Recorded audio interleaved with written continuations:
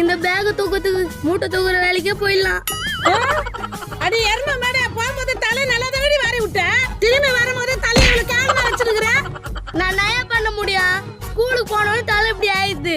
உன் கூட படிக்கிற பசங்களுக்கு எல்லாம் தலை ஒழுங்கா இருக்க, உனக்கு மட்டும் இப்படி ஆயிடுமா? நான் நயா பண்றது. மோ தலை கலையறதா பிரச்சனை உனக்கு? நாலுல இருந்து மோதி தலை கலையவே கிடையாது. நான் பாத்துறேன், புரியுதா? 1 hour later. அம்மா வெளியே வந்து பாரு. டேய், நேத்ரா தலை.